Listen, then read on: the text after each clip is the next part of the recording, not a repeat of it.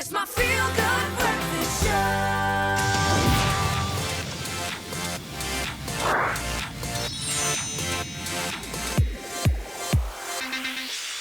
With an intro like that, he needs to be coming in on like a foofy slide. Dropping into sounds like studio. web slinging He in. could That do would it, be man. cool. He could do it. Did you know that Mario has an arch rival? You probably did if you're a fan. And no, we're not talking about Bowser. We are talking about the ultimate anti-hero, Wario. And Grant is here to tell us more. So you introduced us to him briefly through some insane gameplay, which was awesome on the Switch. I love that. But let's delve into the man. The myth, Yes, the let's legend talk that a is little bit about Wario. Who is Wario? Oh, the reason I want to go through this is because he is Mario's like rival. Like he's not Bowser, he's one of his rivals, his arch nemesis.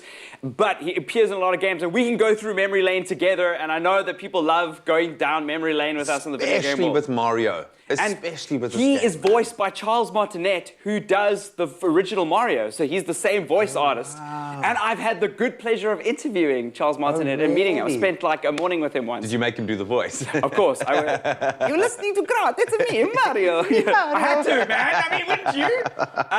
Anyway, so Wario first appears in a series of games, but the first series is called Warioland series. And this came out in 1992. Super Mario Land 2.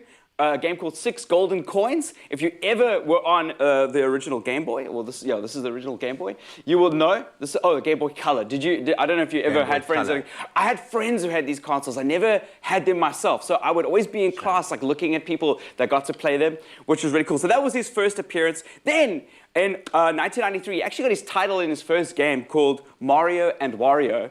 They must have confused so many people, but 1993 was a good year. Obviously, Jurassic Park came out that year. It's a big year for entertainment. Yes, yeah, my fiance was born in 1993, so yeah, it was great. Light bulb.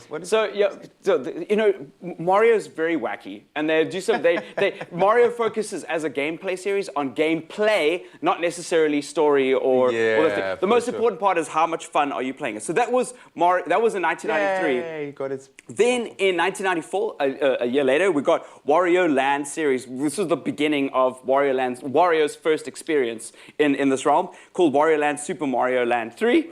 Yeah, so there we go. He's got his face. This was the first time. So if anybody was any doubt, that face with the weird mustache, that is Wario. So yeah, so like that's what he looks like. And this was the first time he was like pretty much Warioland was the beginning of his series. He was the hero, the anti-hero. Then in 1998, we had Warioland 2, which was obviously a little bit better graphics. 4 years later, turn of the century, which is very cool. And that kind of closed. There was quite a few Warioland games. So you shouldn't have done that. You shouldn't have done that little thing.